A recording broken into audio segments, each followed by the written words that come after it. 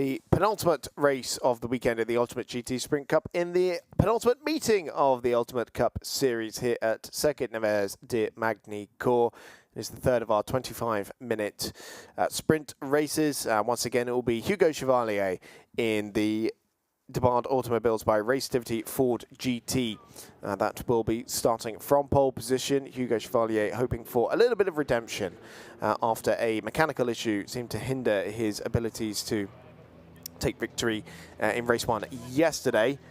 Was Eric Debard driving that car in race 2 this morning, and he had a spin at the 180-degree corner of turn number 9, but still brought that car back to second place. But it was Lawrence Tomlinson in the number 12 CMR Ginetta who ended up taking victory this morning.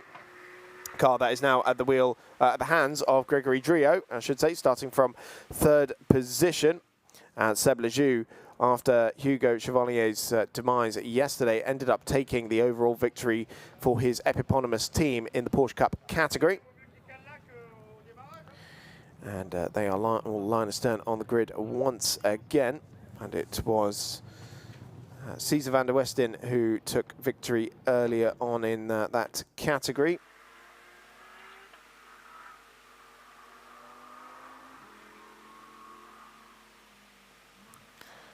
And just looking up the final results of race 2, actually, because we did have some chops and changes. And so, of course, the overall was Tomlinson in the number 12, then Debard in the number 60, and Cesar van der Westen in third position overall. With the Porsche Cup victory. Now, there was being led by Loic Thiers, but he spun the GP Racing Team Porsche around at Estoril and nosed the barriers, and did walk past the team earlier, just trying to get that car ready. And it is on the grid, so it will be taking part in this race with Gabriel Pimont back at the wheel. He picked up a drive-through penalty for running into the back of Lyle Schofield yesterday, and Lyle Schofield back at the wheel of the car and going to try and do something about the fact that Lorenzo Monteiro took 12 points out of his championship lead in UCS 3 this morning. So that is Seb Lejeune taking on some fluids. He won with the shades on yesterday with the low sun in the sky. Was looking like a scene out of Top Gun, but no need for the shades today. Very overcast and chilly day at the Circuit Nevers de Magny-Cours.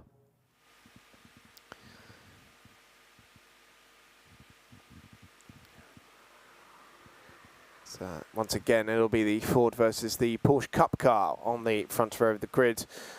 Gregory Drio starting on the inside line. It will be for the Grand Curve when they get going.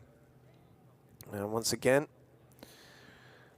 in 7th position overall, we'll also keep an eye out for Carla Debard, who continues her maiden weekend in Porsche Cup category, the daughter of Eric, who was driving this morning, and Carla, the French GT4 competitor with the Racetivity team.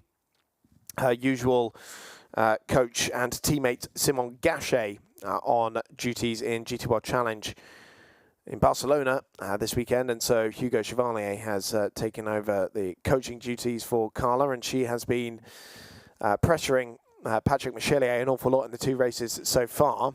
In both races so far, Patrick's got the jump on her in the more powerful Ferrari, but Debard was able to put the pressure on him in the closing stages of the races. Let's see in this one if she can actually finish ahead of the CMR-prepared Ferrari. In UCS 4, we once again have a close battle. Francois Denis, double pole position for the Frenchman. But he had a spin on the opening lap in this morning's race, and so was only limited to a 3rd place finish. Helped somewhat by Adrian Stern having a spin of his own. He would have finished on the podium without that. And so it was Pierre Aru who came out on top this morning. Francois Denis with a win to his name this weekend already, though, yesterday. Trying to hear from Claire Cottingham with Hugo Chevalier there, but let's try that one more time. Apologies there, I was being told to shout louder, so I'm going to shout very loud, Hugo. Hugo, last time we spoke, unfortunately, it didn't quite work out for you, but nice to see you back. How are you feeling? Well, I'm feeling good. We'll see. Do you know what happened in that first race? Yeah, we had a little issue with the ABS system, and when I brake, I didn't have any ABS, so I locked up all the braking, and after it was impossible to put the reverse gear, so we had to stop. It's fixed now, that's good news, and this is a fast car. Yes, for sure, it's a fast car, so we'll see what we do. All right, good luck. Thank you. Okay, we'll leave him on the grid for now because we're getting chucked off, as always, around this sort of time. These cars are going racing around Magny-Cours. This car is looking to win this time with Hugo at the wheel. Let's see what happens.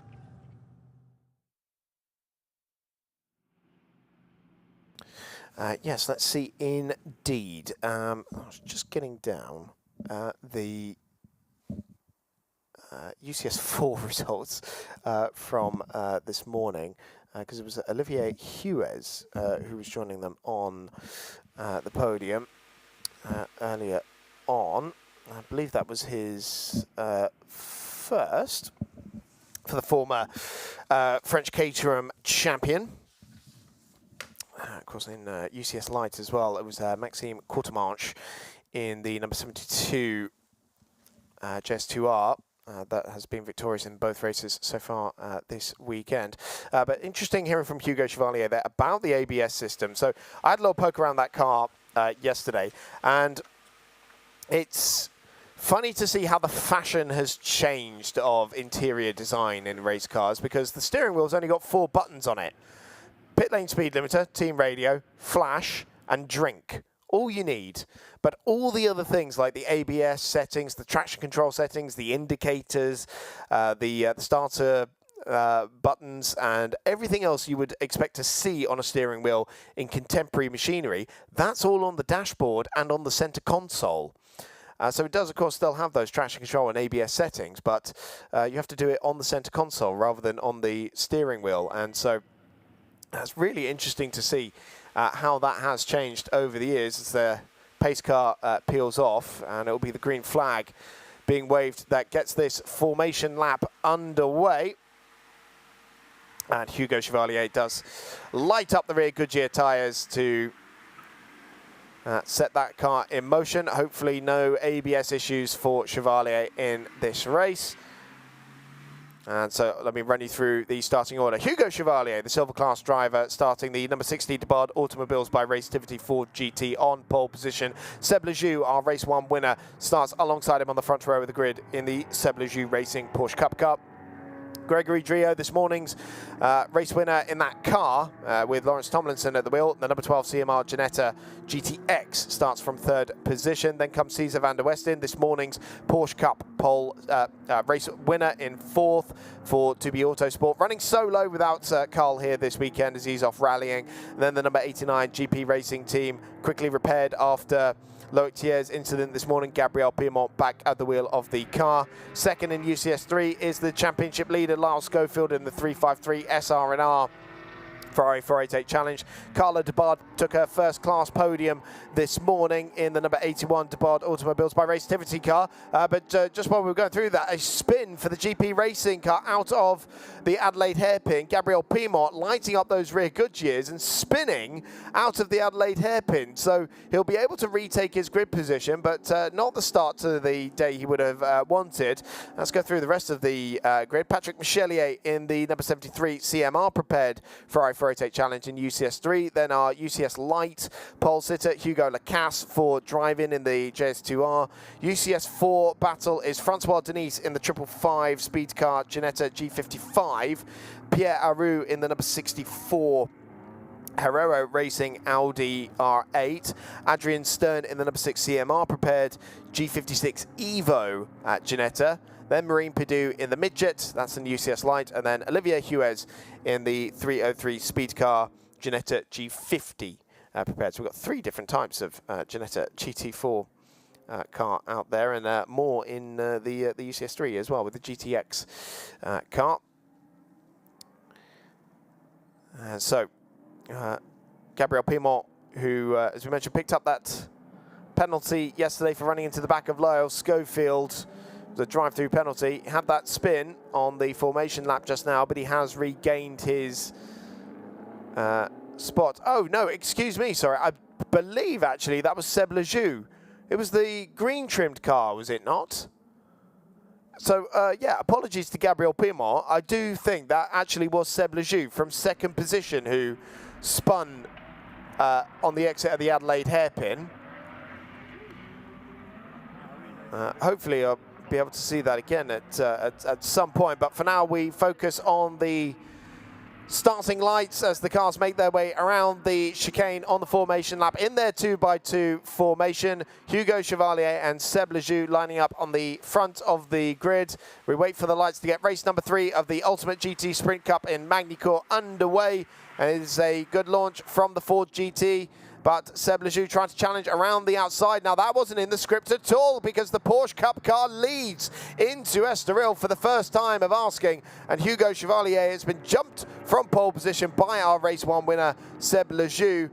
It is Cesar van der Westen who's got the jump on Gregory Drio as well and put himself up into 3rd position overall. But you see the indicator was on there for Seb Lejeune because he knows he can't stop the NASCAR full power on the run into the Adelaide hairpin.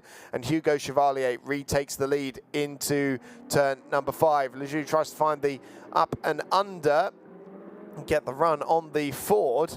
But I don't think he's going to be able to stop the GT from making its way through, and so the top 2 in Porsche Cup line astern now, and Cesar van der Westen was piling the pressure on Loic Thiers earlier in the day. Also managed to do so on Seb Lejeune's teammate Stéphane Perrin as well. Now, Lyle Schofield, was he on the grid? Because he's come out from pit lane. And I wonder why that might be the case. It says pit out on Lyle Schofield on the timing screen, and I do wonder why he would have started from pit lane if that was the case.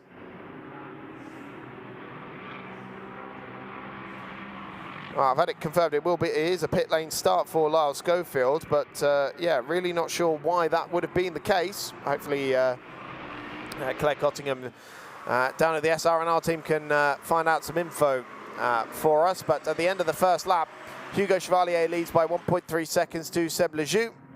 Cesar van der Westen just half a second behind his class rival, with Gregory Drio in 4th in the lead UCS3 car, the Ginetta GTX, with 3rd in Porsche Cup, Gabriel Pimont just behind them. Patrick Michelier once again managed to get the jump on Carla de Bard for an overall position.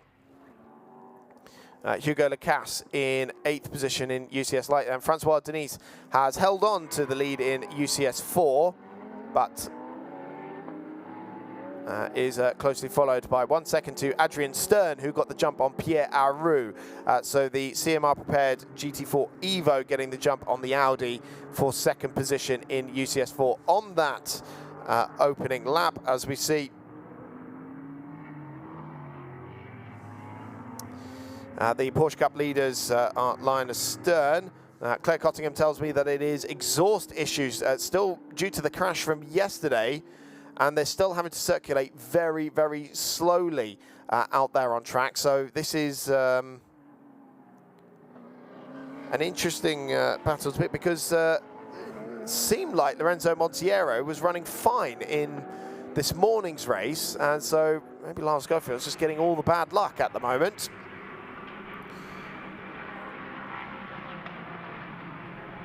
So Lyle's not really able to put his foot to the floor in the manner he might necessarily want, but is still lapping quicker than the UCS 4 and light cars that are around him.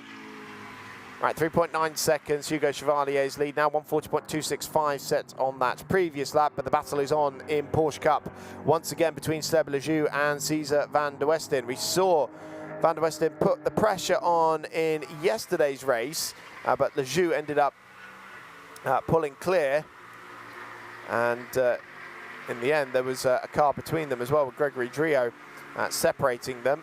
Let's see if Drio can do the same again. This is the UCS Light race leader, Hugo Lacasse. It's at 4 seconds clear of Francois Denis, so in a class of 1 right now.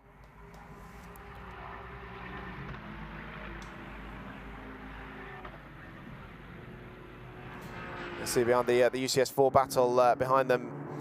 Closing up again with the Porsche Cup leaders, Van der Westen practically pushing Seb Lejeune through the 180-degree corner. Gregory Drio only 1.2 seconds behind these guys, so it's very much within striking distance if something goes wrong here between these two cars. Seb Lejeune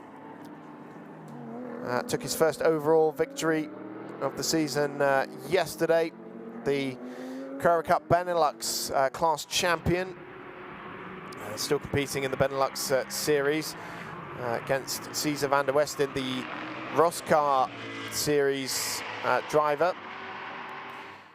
He and his brother were competing there together along with their father, and they all competed together in the GT Endurance race in Mugello last time out, and Carl normally sharing that 992 2B Autosport Porsche with Cesar, but as we mentioned, he's off rallying so far, Carl being the Porsche Cup Championship leader. And once again we are seeing Cesar just start to drop off the back of Seb Lejeune, and Gregory Drio close in.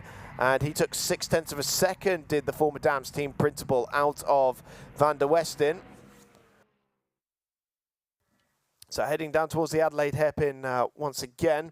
The Ginetta not quite able to draw alongside, but of course Gregory Drio sharing that car with Lawrence Tomlinson, the ex-Dam team principal, who his old team just been announced as a FIA Formula 3 entrant for next year.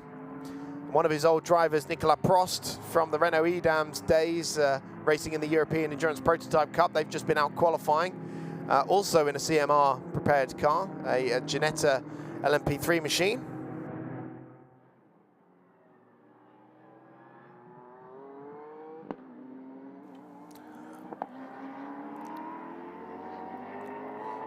So yeah, the gap was half a second at the start of the lap between Lejeune and Van der Westen. Starting to close up again, although Lejeune is making a little mistake into Chateau d'Eu. On the run up towards Virage de l'Ice once again, and then into the chicane. This time it was Drio who was getting it a little bit wrong into Virage de l'Ice. Just running a tad wide. And it's now 1.3 seconds that covers these 3 cars. You see how the Ginetta GTX closes up through the high-speed corners. Remember that GTX car, it's an unhomologated machine. It is another step in the development of the G56 platform that is the basis of the GT4 car. And now Drio was trying to draw it alongside, going towards the Adelaide hairpin.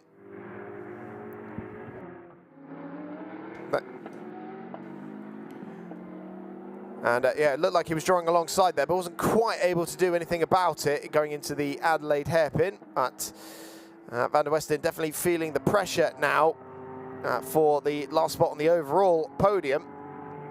Van der Westen a little crossed up there through the 180-degree corner. Drio all over the back of that 2B Autosport car. Of course, the 2B Autosport team based in Chambry and primarily known as a French Rally Championship team. They're the last team to win a title in that series with a Porsche. But they've been gaining circuit racing experience here in the Ultimate Cup with the Van der Westens. The CMR team as well that behind him, that has very much established itself as the French distributor of Ginetta machinery in France. Closes right up at Virage de l'Ice. That's the corner where Lyle Schofield was hit up the rear in yesterday's race 1. So back into the Grand Curve, and Gabriel Piedmont's not too far behind them as well. I think he's closing in as these two continue to squabble. Drio, last time we saw him out was in Portimao, sharing the car with Eric Mouet, who has been the regular in that car. But no stranger to racing himself as Gregory is. Once again, he pulls to the outside of the Adelaide hairpin. The front nose dives down as he hits the anchors for the hairpin. Still no way through on Van der Westen, though.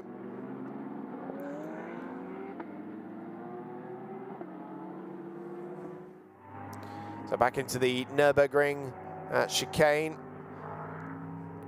And again, we have two cars here that are somewhere between GT4 and GT3 performance characteristics. Porsche Cup machinery designed for Carrera Cup competition around the world. Whereas the GTX, a car in and of itself.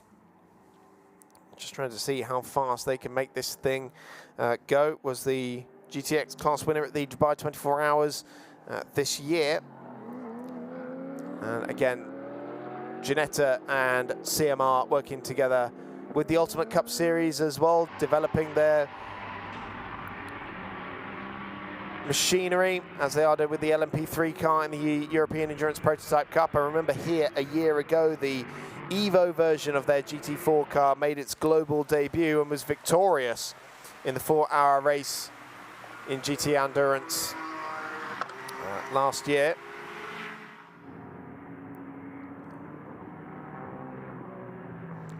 Oh, Drio really pushing it through Estoril and getting it just slightly too wide in the middle of the corner and runs off onto the painted runoff area. Just trying to push Van der Westen into a mistake, ended up pushing himself into one as well. But it's now just 1.1 seconds that covers those three cars. Squabbling for second position overall, though Seb Lejeune looking quite comfortable for a second class victory of the weekend. Here we're going to see that moment again from Gregory Drio. Just run it slightly too wide in the middle of Estoril. No harm, no foul though, as he continues on his way. Further down the order, Carlo Debard has usurped Patrick Michelier for 6th position overall.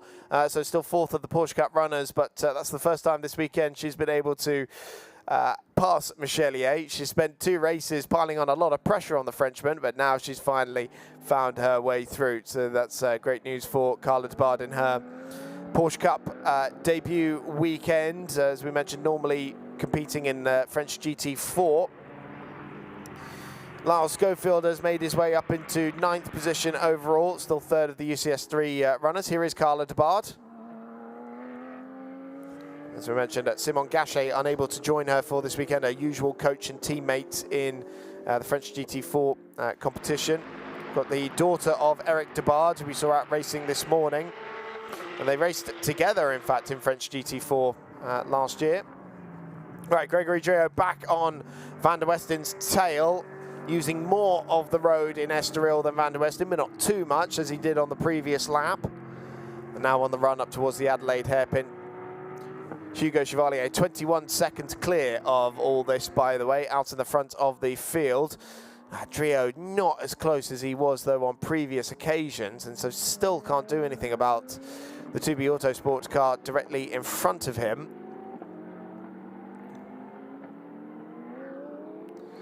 So back up to the Nürburgring chicane once again. Still it is the Porsche leading the Ginetta. See how much curb they take through there. It almost feels like it's such a lean angle on these cars. Oh, another wide moment there for Gregory Drio as he got it a bit crossed up into the 180-degree corner of turn 9. That's given Van der Westen just a little bit of a reprieve, and it's looking a lot more equidistant between the Seb Lejeune car himself and Gregory Drio, and he's on his last warning, I think, for track limits at turn number 17. Right, this will be the silver class penalty for Hugo Chevalier. He's pulled into pit lane, comes to a stop and lets it go. So he was 21 seconds clear. He should still come out ahead of Seb Lejeune, I think. We'll see. There goes some of the lap traffic. There was Marine Perdue making her way around there. Although Yep, now Hugo Chevalier can unleash the taps, and it is going to be side by side on the way out of pit lane, but it's just going to be Seb Lejeune who takes the lead as Hugo Chevalier takes his silver class penalty. Oh, that was a car off there. Looked like one of the speed car Ginettas off on the inside of turn number 3. So there'll be yellow flags out there. It is the 303 car of Olivier Huez. That was running in fourth, I should say, in UCS 4. Look at that, top 4 cars are now right there as Hugo Chevalier tried to get up the inside into the hairpin at turn 5, but no way through. Seemingly no repetition of the ABS issues for Chevalier now. And yeah, just a reminder that silver class drivers do have to take penalties in this race. You have an option of a stop-go penalty, which is literally just stop and go. Don't have to hold for any amount of time, or a post-race time penalty equivalent. So Chevalier choosing to do that in the race. And now we've got some lap traffic. Marine Pidou in the mid-jet, trying to keep out of the way of the race leaders. Chevalier unleashing the taps on the NASCAR Ford engine, but has to wait before they get through Virage de l'Ice and the chicane before he can mount another challenge. Again, that low slung Ford GT car, you just don't see race cars look like that anymore. I remember that car was originally supposed to be a DTM entered Mercedes. Oh, side by side for third position going into the Grand Curve. Gregory Drouet was trying to get up the inside there, and another warning going to Drouet, but the order remains as it was, and so Hugo Chevalier now mounts another challenge on Seb Lejeune, who once again has the indicator on, but this time Chevalier goes to driver's left. It'll be a big out-braking manoeuvre to get around the outside of the Adelaide hairpin. It squirms a little under braking, and Chevalier again has to wait another few corners, as it was side-by-side for third position as well, with Gregory Drouet just drawing alongside. But now Hugo Chevalier has got himself alongside and the inside line for the Nürburgring chicane, and Chevalier takes back the lead of the race after his silver class drive-through stop-go penalty. And he's back into the lead of the race in that number 60 DeBard Automobiles by Racetivity prepared car that, yes, was going to be a DTM car. It was too loud. They dug this car out of the back of the truck, and it is the ex-Matak Thomas Much car that was competing in the GT3 European Series that Much was very much using as a development platform for its GT1 counterpart. And now in the traffic of the Herrero Racing Audi Pierre Aru going through Chateau d'Eu. Gregory Drouet was trying to use that as an opportunity to clear Van der Westen for third position overall, but there was no way through for the Frenchman. A clunk of the curb at Virage de l'Ice. Follow the leader through the chicane. And again, Van der Westen feeling the pressure on the run in towards the Grand Curve. Can the Ginetta just draw alongside? No, once again, the Ginetta has its nose chopped off by the Porsche going into the Grand Curve.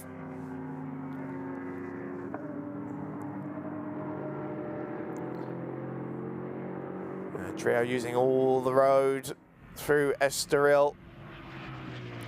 They are in amongst the traffic once again. It's the Adrian Stern Ginetta just in front of them, another CMR car.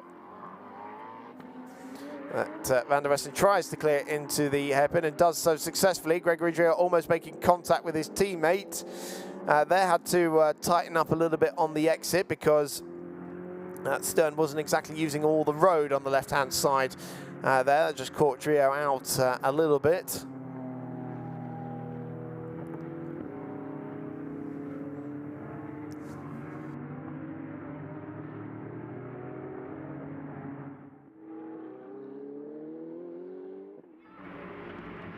Oh, an off-track excursion for our UCS Light race leader Hugo Lacasse in the 72 drive-in Ligier JS2R.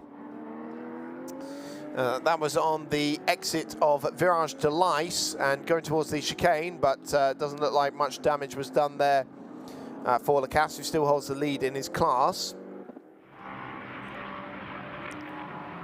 Now, something's happened to Lyle Schofield in this as well, because he's dropped back down to last position. So, wonder if that car's come back into pit lane. Meanwhile, car 12, Gregory Drio, picking up a 5-second time penalty for track limits. And so, if he stays where he is, that won't impact him too much, because they are nearly 7 seconds ahead of Gabriel Pimont. And yes, Claire Cottingham confirming to me that Lyle was in the pit lane just a few minutes ago. So that'll explain why it's back down in last position. So it's a real shame for Lyle. He was hoping to put one hand on the UCS3 trophy. Now it looks like it will go down to Paul Ricard. And so Drio now having to take part in this battle for third position with one hand tied behind his back. He's carrying that 5-second penalty. So even if he passes Van der Westen, he'll have to make 5 seconds up the road.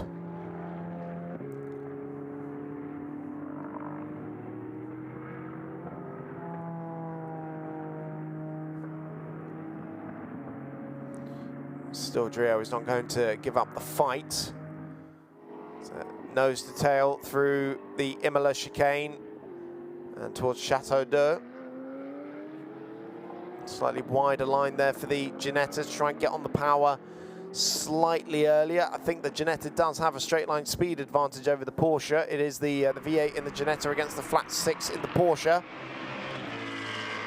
And there was a look up the inside from Drio, but wasn't able to draw alongside. Because Ginetta got so many platforms for racing and developing young talents with the Ginetta Academy cars, Ginetta Juniors, Ginetta GT4 Super Cup in the UK.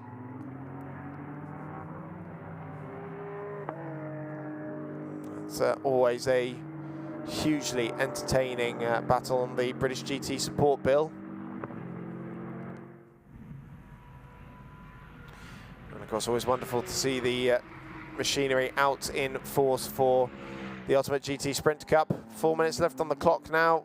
Van der Westen defensive into the hairpin. Drio juts out to avoid contact with the rear of the 2B Autosport car. They both get through without a scratch, but Drio is getting very familiar with the rear of that Porsche Cup car.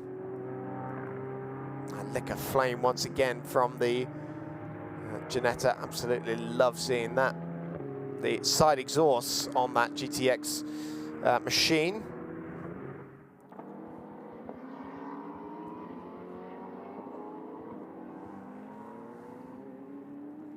Now, is that a second time penalty that's just come through for car number 12? It is. Gregory Drio has been found guilty again, and now he's picked up 10 seconds worth of time penalty. So that will impact him, I'd have thought.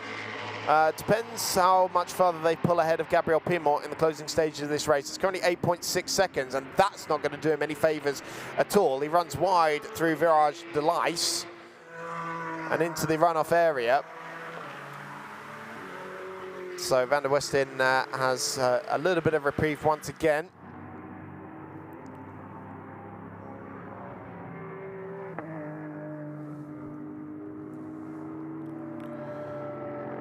Quickly closes back up through Estoril. The speed in that Ginetta is absolutely incredible to see. So making their way back down towards the Adelaide hairpin again. Van der Westen just covering the inside. All this squabbling is allowing Seb Lejeune to establish a 4-second lead over Van der Westen now in the Porsche Cup category. So he's on course for a second class win of the weekend.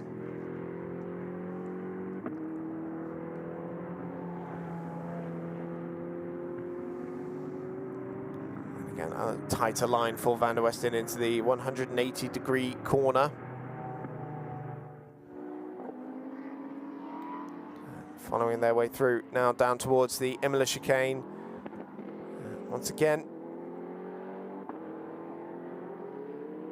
you see how much more speed Drio was able to take through the left-hand element of that chicane. bit of popping and banging from the exhaust as well as Drieux tried to line it up out of Chateau d'Eau. That's the Mustang you can hear, by the way, blasting its way around, 16 seconds up the road. Incredible stuff. I think that one is on the limit for the noise tolerance of this circuit as well.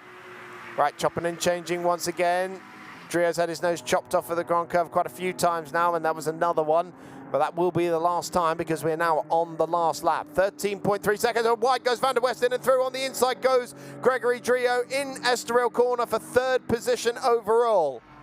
Now, that won't stay that way when the timing order updates itself with Gregory Drieux's time penalties for track limits. But that was a cracking manoeuvre from Gregory Drieux there. And Van der Westen, I hope he's been told that Drieux has 10 seconds worth of time penalties because he doesn't want to risk his car trying to clear Drieux. You see how much the bodywork of the Porsche, first of all the front hood and then the rear wing as well, shakes around in the turbulent air of that Ginetta. That was a cracking move from Gregory Drieux on the final lap of the race to secure the last spot on the podium on the road anyway. Meanwhile, here is Hugo Chevalier coming through the last couple of corners. Now, ABS issues halted him from taking victory yesterday, but it has been smooth sailing for the Frenchman, who takes victory in race number 3 of the Ultimate GT Sprint Cup in Magny-Cours. And it is a first victory of the weekend for the number 60 Ford GT. Second across the line, and to win the Porsche Cup category will be Seb Lejeune, who takes his second class victory of the weekend, and Gregory Drieux will be third across the line. Cesar van der Westen is promoted back up to third position overall. Second of the Porsche Cup category. Gabriel Pimont is fourth after Drieux's penalty. He finishes in fifth. Carla de Bard now across the line, fourth of the Porsche Cup runners and sixth overall, continuing her strong Porsche Cup debut weekend. Patrick Michelier will come across the line second in UCS3 for the CMR team. Hugo Lacasse has already met the checkered flag as the UCS Light race winner in the Ligier JS2R. Francois Denis makes it a second victory in UCS4 for the speed car team aboard the Ginetta G55, beating Adrian Stern. That's his best finish in UCS4 this weekend in the CMR G56 Evo. Lyle Schofield 11th in the end, with Pierre Aru in 12th position overall and third of the UCS4 runners. Marine Pidou across the line now in 13th, and Olivier Huez, not sure if he's still circulating out there actually, but that would be the last car. That was the car that spun. Yes, he does get across the line. That's the car that spun on the inside of turn 3 at Estoril. But the first win of the weekend for the de Bard's Automobiles by Racetivity team with Hugo Chevalier. And now it'll be down to Eric de Bard in race number 4 later on today. That was a cracking job done by de Bard. Oh, by Chevalier, I should say, sorry. The GT World Challenge driver from last year in the CLRT Porsche. Very adept to GT machinery with experience in Carrera Cup France and the GT4 European and French championships. Chevalier, the man from Valence, the 24-year-old, pulls into Parc Fermé. So now we will see if Eric de Bard can maintain that as well. Seb Lejeune, second overall, his second overall podium finish of the weekend and second victory in the Porsche Cup category. Cesar van der Westen, after his victory in race 2 earlier today, and his second place finish in race 1. So it's a third podium finish and also a second overall podium of the weekend as well for Cesar van der Westen. Remember, he's flying solo for the Van der Westen family this weekend with Carl on rallying duties elsewhere. So Hugo out of the car and tosses his gloves like you'd toss a set of keys to the valet.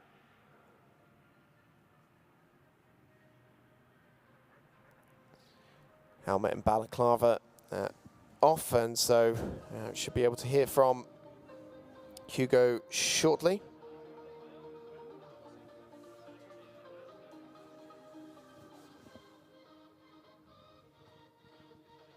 A commanding drive, and he said he was very much enjoying driving this car, did Hugo, when I spoke to him yesterday.